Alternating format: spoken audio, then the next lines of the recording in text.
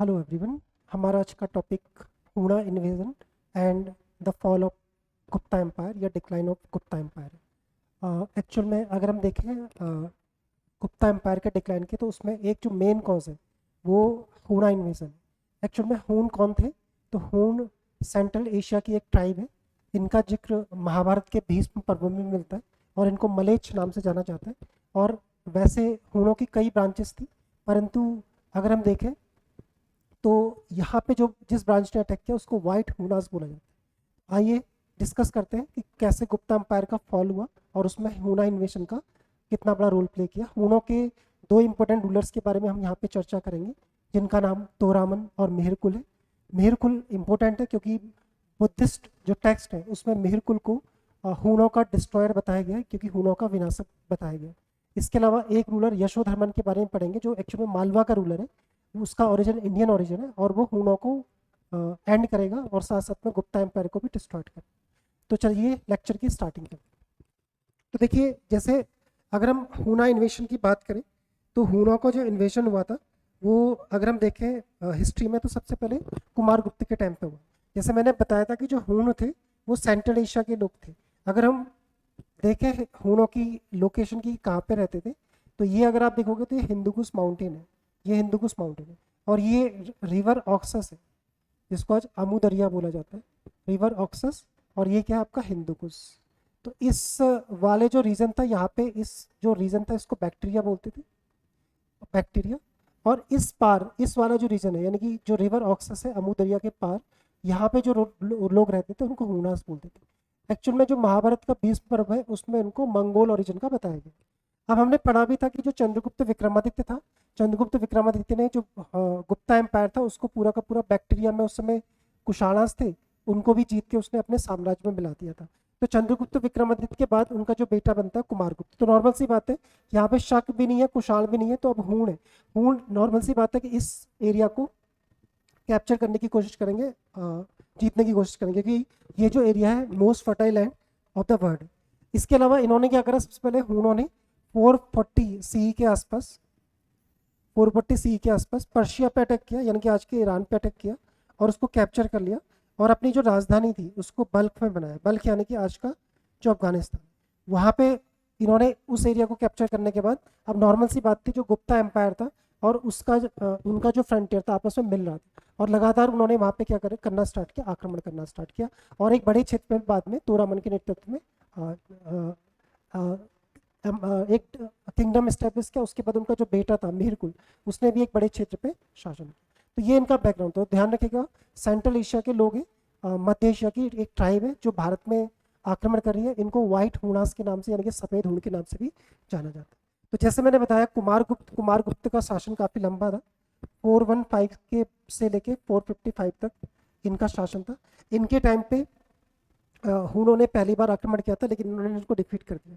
इसके बाद भी जो गुप्तास थे उन्होंने अगले 100 सालों तक शासन किया, यानी कि लगभग 550 तक शासन किया। बट इनके बाद जो गुप्ता रूलर थे, स्कंदगुप्त को छोड़ के बाकी सब वीक गुप्तास में आते हैं, क्योंकि वो उतने ज़्यादा पावरफुल नहीं रहे जितना कि बाकी जो गुप्तास थे वो रहे इनसे पहले। तो 100 सालों तक आगे रूल किया, लेकिन इसके बाद क्या था, जो गुप्ता एम्पायर था वो धीरे धीरे डिक्लाइन हो गया। और 550 सी के बाद हमें गुप्तों के बारे में कोई जानकारी में नहीं मिलती है, यानी कि गुप्ता एम्पायर पूरी तरीके से डिक्लाइन हो गया। और जो लास्ट गुप्ता रूलर थे उनका नाम ध्यान में रखिएगा, उनका नाम था विष्णुगुप्त। स्कंदगुप्त के बाद भी बहुत सारे रूलर रहे, लेकिन सारे के सारे लगभग वीक ही थे। जैसे पुरुगुप्त, बुद्धगुप्त, भानुगुप्त भी थे, है ना। उसके अलावा हम देखें कुमारगुप्त सेकेंड, है ना, विष्णुगुप्त लास्ट रूलर है। उसके अलावा एक नरसिंह गुप्त जिन्होंने मेरुकुल को भी हराया था। ऐसे बहुत सारे रूलर होंगे, लेकिन उनका जो क्षेत्र था वो छोटा छोटा था। तो इसके भी हम कॉजेज देखेंगे क्यों उसका डिक्लाइन हुआ। बट आपको ध्यान रखना है, कुमारगुप्त और स्कंदगुप्त के बाद धीरे धीरे जो मौर्य गुप्ता एम्पायर था उसका डिक्लाइनिंग स्टार्ट हो गया था, और उसमें हूणा जो इन्वेशन था उसका सबसे इंपॉर्टेंट रोल प्ले किया। तो अगर हम देखें, जो डिक्लाइन ऑफ गुप्तास है उसके बहुत सारे रीजन हैं, लेकिन उसमें जो मेन रीजन है, पहला हूणा इन्वेशन, यानी कि हूणों का आक्रमण, और वीक गुप्ता सक्सेसर, यानी कि बाकी जो गुप्ता रूलर्स थे उनका वीक एडमिनिस्ट्रेशन, यानी कमजोर प्रशासन, इसको भी हम दूसरा रीजन देखेंगे। और तीसरा जो रीजन, मेन रीजन होगा, वो लैंड ग्रांट्स, इसको हम देखेंगे। सबसे पहले हम देखते हैं हूणों का इन्वेशन और वी गुप्ता सक्सेसर। वो तो हम वैसे भी ऑलरेडी एक प्रीवियस लेक्चर उसमें डिस्कस कर चुके हैं। मेनली इस लेक्चर में हम हूणों के इन्वेजन के बारे में डिस्कस करेंगे। तो देखिए जैसे मैंने बताया था कि during the rain of Kumaragupta के शासन के काल में पहली बार उन्होंने हिंदुकुश को पार किया, और हिंदुकुश को पार करने के बाद इंडिया में अटैक किया। लेकिन कुमारगुप्त बहुत पावरफुल रूलर थे, तो उन्होंने इनको हराया। एक्चुअल में उनका जो बेटा था स्कंदगुप्त, उन्होंने हुनों को हराया और इंडिया में उनको उनको आगे बढ़ने से रोका। हालांकि वो कुछ जो क्षेत्र थे अफगानिस्तान को वो जीतने में सफल रहे, और जैसा कि मैंने लेक्चर की स्टार्टिंग में बताया था, उन्होंने पर्शियन एम्पायर को हराया था और बल्ख को अपनी राजधानी बनाया। लेकिन कुमारगुप्त के टाइम पे उसका जो एम्पायर था वो इंटैक्ट रहा, यानी कि उसमें जो जो आपके हूण थे वो ज़्यादा कुछ नहीं कर पाए। उसके बाद उनके बेटे के कार्यकाल में भी, यानी कि स्कंदगुप्त के कार्यकाल में भी उन्होंने काफ़ी बार अटैक किया, और स्कंदगुप्त ने उनको सप्रेस किया और उनको भारत से खदेड़ा। लेकिन बार बार वार के चक्कर में क्या था कि जो ट्रेजरी थी, गुप्तों की ट्रेजरी, वो लगातार खाली हो गई। और आगे अगर हम देखें तो फ्यूचर के जो गुप्तास थे वो उतने पावरफुल नहीं थे, उतने स्ट्रॉन्ग भी नहीं थे, और फाइनेंशियल बर्डन भी था, तो धीरे धीरे गुप्ता एम्पायर डिक्लाइन हुआ।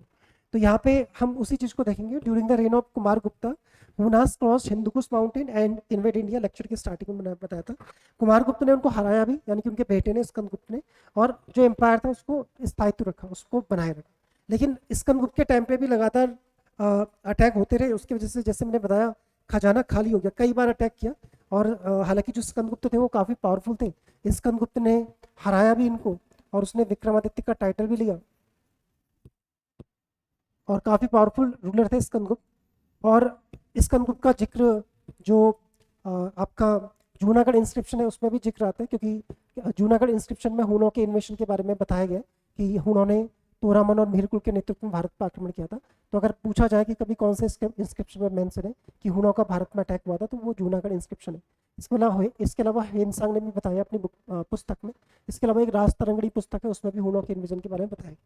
तो विक्रमादित्य का टाइटल लिया, इसने हुनों को हराया। लेकिन जैसे मैंने बताया कि लगातार हुनों के आक्रमण से उसका जो इम्पैक्ट था वो इकोनॉमी पे पड़ा, और इकोनॉमी का काफ़ी बर्डन हुआ, और धीरे धीरे जो ट्रेजरी थी वो खाली हो गई। और आगे जो वीक सक्सेसर थे लाइक पुरुगुप्त, आगे विष्णुगुप्त वगैरह, ये जितने भी थे, भानुगुप्त, कुमारगुप्त सेकंड, ये उस बर्डन को झेल नहीं पाए, और धीरे धीरे जो गुप्ता एम्पायर था उसका डिक्लाइन हो गया। और लास्ट में जो यशोधर्मन था उसने गुप्ता एम्पायर का एंड कर दिया। तो जैसे मैंने बताया था कि 440 BCE में इन्होंने पर्शिया पे अटैक किया और उसको जीत लिया, और बल्ख अफगानिस्तान को अपनी राजधानी बनाया। तो पहले इनकी जो राजधानी थी बल्ख थी स्टार्टिंग में, फिर उसके बाद इन्होंने इंडिया में अटैक किया। लेकिन जैसे मैंने बताया कुमारगुप्त और स्कंदगुप्त ने उनको डिफीट किया। तो इनका जो सबसे फेमस रूलर है उसका नाम है तोरामन। तोरामन एक इनका फेमस रूलर है। और तोरामन, जैसे मैंने बताया था कि जूनागढ़ इंस्क्रिप्शन है, इसको ध्यान रखिएगा। जूनागढ़ इंस्क्रिप्शन में जानकारी मिलती है, अभिलेख में जानकारी मिलती है कि हुना का जो भारत पर आक्रमण हुआ था वो तोरामन के नेतृत्व में हुआ था। तोरामन, तो वहाँ पे लिखा हुआ। और तोरामन ने अटैक किया और बहुत बड़े भाग के गुप्ता एम्पायर के कब्जा कर लिया। यहाँ पे इन्होंने जो वेस्टर्न इंडिया था, पश्चिमी भारत का बहुत बड़ा हिस्सा, पंजाब वाला रीजन, और यानी कि एरन तक, एरन यानी कि सेंट्रल इंडिया। तो क्योंकि ऐसा में क्यों पता चलता है कि एरन इंस्क्रिप्शन है, एरन अभिलेख है। अब ध्यान रखिएगा, एरन बहुत इंपॉर्टेंट है, क्योंकि एरन से सिर्फ एक अभिलेख नहीं मिला, एरन से बहुत सारे अभिलेख मिले। जैसे हम देखेंगे तो एरन से तोरामन का भी अभिलेख मिला है, एरन से समुद्रगुप्त का भी अभिलेख मिलेगा, जिसमें उसके प्रशासन वगैरह के बारे में जानकारी मिलती है। इसके अलावा एरन से एक फेमस इंस्क्रिप्शन है सती सिस्टम का, 510 का, जो कि भानुगुप्त का है। भानुगुप्त वहाँ के रूलर थे, उनका एक कमांडर इन चीफ था जिसका नाम गोपराज था। उसकी डेथ हो गई थी, तो उसकी पत्नी सती हो गई थी, तो सती के लिए भी फेमस है। लेकिन हर कोई समझता है कि एरन में एक ही इंस्क्रिप्शन है, ऐसा नहीं है। एरन में तोरामन का भी इंस्क्रिप्शन है, एरन में समुद्रगुप्त का भी इंस्क्रिप्शन है, और एरन में भानुगुप्त का भी इंस्क्रिप्शन है। तो ये जो एरन की इंस्क्रिप्शन की बात की जा रही है तोरामन की, तो एरन ने क्या किया था, वहाँ पे वरा इनकारनेशन, भगवान विष्णु के जो वरा अवतार थे उनका एक इंस्क्रिप्शन लिखा। इससे पता चलता है कि वो भगवान विष्णु का पुजारी था। तो वहाँ पे उसने एक बड़ा सा वराह बनाया। वराह का मीन्स भगवान विष्णु के वराह अवतार का एक सिंबल बनाया है, और उस पर अपना इंस्क्रिप्शन उसने लिखा हुआ। उससे उसके रूल के बारे में जानकारी मिलती है। इसके अलावा बहुत सारे सिक्के भी मिलते हैं, चाहे वो तोरामन हो और मीरकुल के, पूरे भारत में पाटलिपुत्र के इस साइड में, मथुरा साइड में भी मिलते हैं। तो इससे जानकारी मिलती है कि उन्होंने एक बड़े हिस्से पे शासन किया होगा कुछ टाइम के लिए। तो जैसे मैंने बताया कि एरन इंस्क्रिप्शन बहुत इंपॉर्टेंट है, जो भगवान बुद्ध के वराह अवतार को दिखा रहा है। उसके अलावा इनके कॉइन्स भी मिले, सिक्के भी मिले। सिक्के कहाँ कहाँ मिले, तो यूपी वाले हिस्से में, राजस्थान वाले हिस्से में, और पंजाब वाले हिस्से में, यहाँ तक कि कश्मीर वाले हिस्से में भी इनके मिले। तो इससे जानकारी मिलती है कि बहुत बड़ा बहुत बड़ा साम्राज्य इन्होंने स्थापित कर दिया था। और जैसे मैंने बताया था कि एक वराह इंस्क्रिप्शन है जो भगवान विष्णु के 10 अवतारों में से एक बोर इनकारनेशन यानी कि वराह अवतार का प्रतीक है, जिसमें भगवान जो विष्णु है वो पृथ्वी को बचाते हैं अपनी जो अपने दांत होते हैं आगे वाले दांत, उसमें उनको उठा के पृथ्वी को, जो कि पाताल लोक में एक राक्षस ने डाल दिया था, उसको बुला लेके आते हैं। इससे हमें जानकारी मिलती है कि ये जो था तोरामन था ये वैष्णविज्म को फॉलो करता था। लेकिन एक 8th सेंचुरी का जैन टेक्स्ट है जिसका नाम है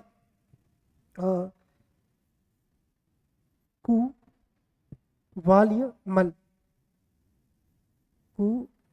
कुवाल्यमल ये जैन टेक्स्ट है 8th सेंचुरी का कुवाल्यमल। इसमें जानकारी मिलती है कि जो तोरामन था वो जैनिज्म का फॉलोअर। तो यहाँ पे हम ऐसे कह सकते हैं कि स्टार्टिंग में वो वैष्णविज्म को मानता होगा, लेकिन बाद में क्या हुआ होगा, वो कन्वर्ट हो गया होगा किसमें, जैनिज्म।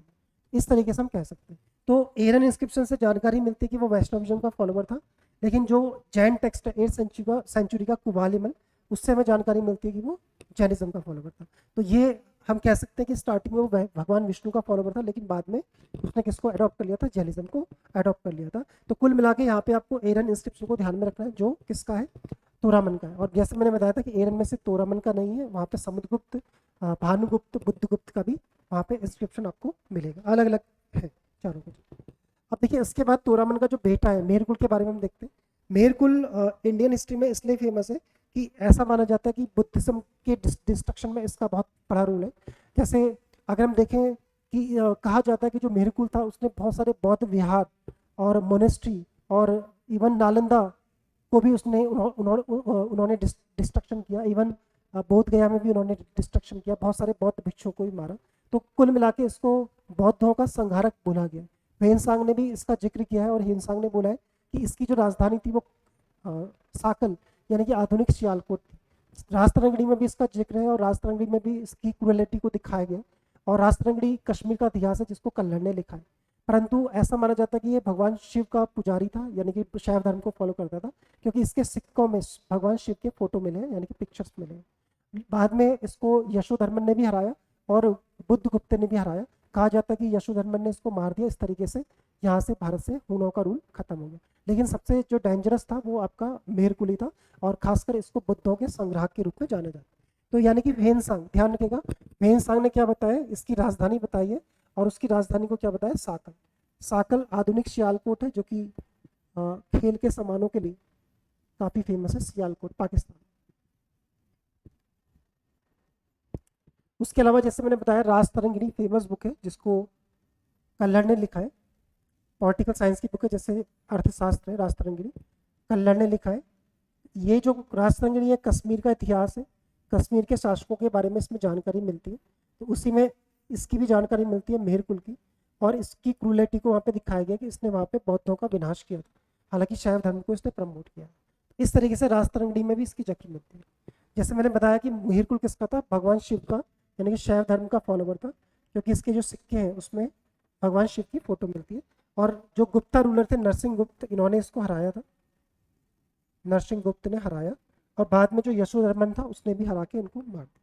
अब देखिए ये दो जो रूलर थे इन्होंने भारत के एक बड़े भूभाग पर शासन किया, और कहीं ना कहीं इसके वजह से जो सेंट्रल एशिया था उससे हमारा कॉन्टेक्ट बढ़ा।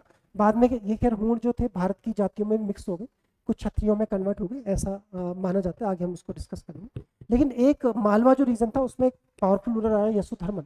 यशोधर्मन ने लगभग 10 से 12 साल शासन किया। ऐसा माना जाता है कि 530 से 540 के आसपास तक उसने शासन किया। लेकिन यशोधर्मन एक पावरफुल रूलर था। उसने, वैसे तो वो गुप्ताओं का ही सामंत रहा था, लेकिन जब गुप्ता पावर का डिक्लाइन हो गया तो उसने अपनी पावर को एरोज किया, अपने आप को इंडिपेंडेंट डिक्लेयर किया। उसने मेहरकुल को भी पराजित करके, कहा जाता है कि मार डाला। इस तरीके से हूणों का एंड हो गया, और उसने जो गुप्ता एम्पायर था उसको भी डिस्ट्रॉय किया। इसकी सारी जो मतलब जो भी इसके बारे में इंफॉर्मेशन मिलती है, मंदसौर में 2 इंस्क्रिप्शन मिले हैं, पिलर इंस्क्रिप्शन, उससे जानकारी मिलती है। तो मंदसौर पिलर इंस्क्रिप्शन से इसके बारे में हमें जानकारी मिलती है। तो ध्यान रखिएगा, यशोधर्मन मालवा का जो रूलर था, इसने मेहरकुल को हराया और हूणों का अंत किया। यशोधर्मन ने गुप्ता एम्पायर को भी डिस्ट्रॉय किया। उसकी जो उपलब्धियों का जिक्र है वो मंदसौर से मिलता है, मंदसौर अभिलेख से। वहाँ पे 2 स्तंभ है, मंदसौर स्तंभ अभिलेख। इससे हमें इनके बारे में जानकारी मिलती है, मालवा के रूलर। ठीक है, अब हम आगे देखते हैं कि इस तरीके से हुणों का तो एंड हो गया।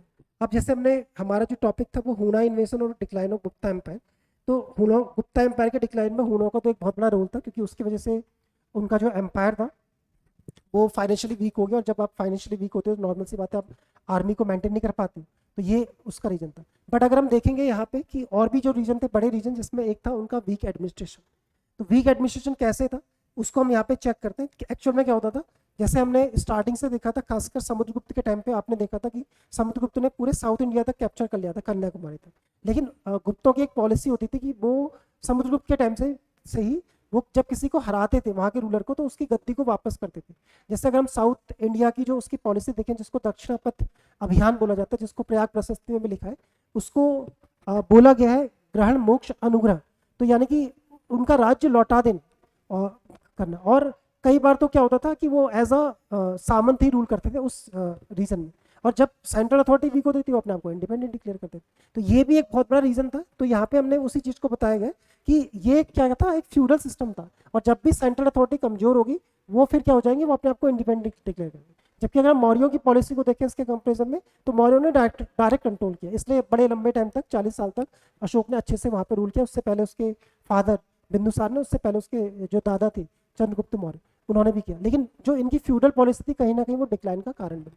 तो यहाँ पे अगर हम देखेंगे तो Guptas adopted the policy of restore the authority of local chiefs as a conquered area.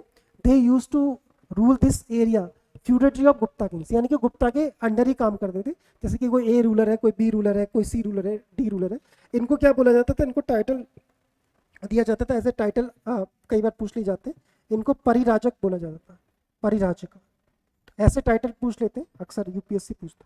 तो ये परिराजिका के रूप में रूल करते थे। लेकिन सिंपल सी बात है कि जब भी जैसे ही सेंट्रल अथॉरिटी वीक होगी और ये अपने आप को क्या करेंगे, इंडिपेंडेंट डिक्लेयर कर देंगे। और आगे आप जाके देखोगे तो ऐसा होगा भी, जैसे सेंट्रल अथॉरिटी कमजोर होगी इस कंसेप्ट के बाद, फिर धीरे धीरे ये जो परिराजिका थी अपने आप को क्या कर लेंगे, इंडिपेंडेंट डिक्लेयर कर देंगे। इसकी वजह से जो गुप्ता एम्पायर था वो धीरे धीरे कमजोर हो जाएगा। और अगर हम देखें भी तो गुप्ता एम्पायर को स्टार्टिंग से ही उसका जो न्यूक्लियस था, यानी कि मेन जो एरिया था जहाँ पे वो डायरेक्ट रूल करते थे, वो आज का अगर हम देखें यूपी वाला हिस्सा, बिहार वाला हिस्सा, बंगाल वाला हिस्सा, और थोड़ा बहुत अगर हम देखें विंध्या वाला जो रीजन था वहाँ पे वो डायरेक्ट कंट्रोल करते थे। उसके अलावा उनका जो कंट्रोल था वो इनडायरेक्ट था। तो कहने का सेंस है कि ये जो फ्यूडेटरी थे, जो बाद में जो ABCD मैंने लिखा था, ये बाद में अपने आप को क्या करते थे, इंडिपेंडेंट डिक्लेयर कर देते थे। और जैसे स्कंदगुप्त के बाद वीक रूलर आए तो 5th-6th सेंचुरी के टाइम पे इन्होंने फिर अपने आप को क्या करना स्टार्ट किया, मतलब अपने आप को इंडिपेंडेंट डिक्लेयर करना स्टार्ट किया। तो ये एक रीज़न था। और लास्ट जो रीजन है वो लैंड ग्रांट्स भी है, क्योंकि हालांकि जो लैंड ग्रांट्स का कॉन्सेप्ट था वो मैंने आपको बताया भी था पिछले लेक्चरों में कि सातवाहना के टाइम पे सबसे पहले लैंड ग्रांट दी गई थी और ब्राह्मण्स को दी गई थी। लेकिन ये जो लैंड ग्रांट की प्रैक्टिस थी धीरे धीरे भारत में इंटेंस हो गई थी, और उसको भी गुप्ता ने कंटिन्यू किया। अब देखिए ऐसा नहीं था कि पहले से लैंड ग्रांट नहीं दी जाती थी, मौर्य भी देते थे, लेकिन इनके जो लैंड ग्रांट था उसमें कुछ कमियां थी। पहली चीज, ये लोग परपेचुटी देते, परपेचुटी का मतलब अनुवांशिक, अनुवांशिक का मतलब मेरे बाद मेरे बेटे को, उसके बाद मेरे पोते को, ऐसे मिलता जाएगा। और उसके साथ साथ कई बार एडमिनिस्ट्रेटिव राइट भी देते थे, साथ साथ में जुडिशियल राइट भी देते थे, जुडिशियल राइट भी देते थे, एडमिनिस्ट्रेटिव राइट, जुडिशियल राइट्स। यानी कि उसके अलावा ये क्या करते थे, रॉयल राइट्स ऑफ साल्ट, यानी नमक और माइंस, माइंस का भी राइट देते थे। जबकि मौर्यों ने कभी ऐसा नहीं किया, मौर्यों ने हमेशा इन दोनों चीज़ों पे जहाँ से सबसे ज़्यादा इनकम होती है उसको अपने पास रखा। तो नॉर्मल सी बात थी, एक तरीके से अगर इन्होंने किसी को लैंड ग्रांट दी तो वहाँ से वहाँ का उसको एक टाइप से राजा ही डिक्लेयर कर दिया। तो नॉर्मल सी बात है, इससे कहीं ना कहीं सेंट्रल अथॉरिटी कमजोर होगी, और सेंट्रल अथॉरिटी जैसे जैसे कमजोर होगी उसकी पावर कमजोर होगी। तो नॉर्मल सी बात है कि जो फॉरेन पावर है वो आक्रमण करेंगी, और उसका नुकसान जो होगा एम्पायर को उठाना पड़ेगा। और यहाँ भी ऐसा ही। तो जैसे हम कहेंगे जो लैंड ग्रांट उन्होंने दी थी, ब्राह्मण को दी थी, प्रीस्ट को दी थी, टेम्पल्स को दी थी, फिर बाद में रॉयल ऑफिसर्स को भी दी। इसकी वजह से क्या था कि जो गुप्ता एम्पायर था वो एक फ्यूडल सोसाइटी बन गया, और जो राजा होता था वो एक टाइप से एक बड़ा लॉर्ड ही होता था। और धीरे धीरे क्या हुआ, उसकी जो पावर थी वो कमजोर हो गई, और ये जो लॉर्ड्स थे वो पावरफुल होते गए, और इन्होंने अपने अपने जो रीजन थे उनको इंडिपेंडेंट डिक्लेयर किया। इस तरीके से हम देखें जो गुप्ता का एम्पायर का डिक्लाइन था, उसमें एक बहुत बड़ा रीजन हुणा का इन्वेजन था, बट और भी सारे फैक्टर होते हैं, क्योंकि एक कोई रीजन हमेशा किसी भी इतने बड़े एम्पायर के डिक्लाइन का कारण नहीं बनता। इस तरीके से इस लेक्चर में हमने हुणा इन्वेजन के बारे में देखा, मेन हमारा फोकस था, और उसके अलावा जो गुप्तास की पॉलिसी थी उसको भी देखा। आज के लिए इतना ही। Thank you very much.